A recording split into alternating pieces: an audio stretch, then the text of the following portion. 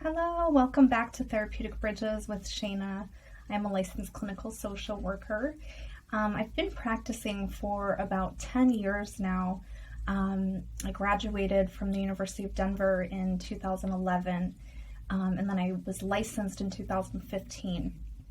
So in my 10 years of experience, I can say that I've learned some common themes from my patients.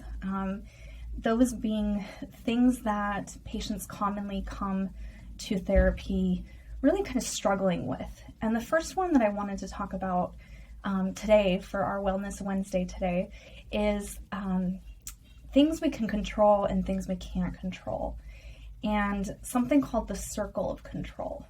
So I'm going to show you an image of what this looks like so you can get a better idea of what I'm talking about. All right, so I want you to take a look at this image on the screen here. You see a large circle, large dark circle, and in the middle you see a smaller, sort of light gray circle. And this represents the things that you have control over in the middle and things you don't have control over on the outside. And so sometimes it helps to compartmentalize the two so you can really get grounded in knowing, if you're getting hung up on things that you can't control and kind of causing yourself more suffering than is necessary. All right, so then just expanding a little bit more here on this image, wanted to kind of spell out some of these things that are in our circle of control and some of the things that are outside our circle of control. So here you see with the gray circle, I've broken it down a little bit with things that we can't control. So often patients come to therapy really distraught with trying to make someone act a different way or change someone's behavior. And that is what makes it so difficult, because that really falls into that circle of things we can't control. And I know when I say that, it sounds really simple, but it's very hard. And many people find that they get caught up in trying to control other people's behavior or wanting it to be different.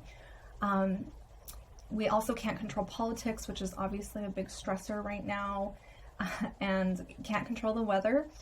Definitely can't control traffic, which I have to remind myself about when I'm stuck in Southern California traffic, that this is something I can't control. And we really can't control if something bad happens, which is something that we are all really facing right now with COVID. And so we do spend a lot of time sort of in this gray area trying to change things that we can't control, when really it's helpful if we can just stop and pause and focus on what it is that we do have control over. So at the end of the day, we have control over ourselves, our actions, our behaviors, our choices, our words, our ways of coping. And so if you can take a step back and notice yourself putting effort and focus into the gray, the light gray circle in the middle, you might notice that you start to feel a little bit better. So I wanted to just spend a moment talking about emotions. So we talked about emotions in a previous Wellness Wednesday video, but I wanted to put in the caveat here that we can't really control our emotions. So that's hard to understand, and let me break that down. So our emotions come.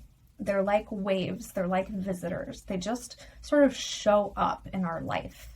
And while we can't necessarily control what emotions present, we can control, that's right, our behaviors, our reactions. So we can control how we react to our emotions, but we can't necessarily control our emotions. So hopefully this was helpful.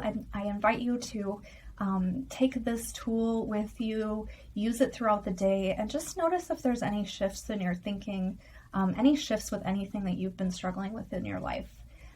Thanks for tuning in, and I'll see you next Wednesday. Bye.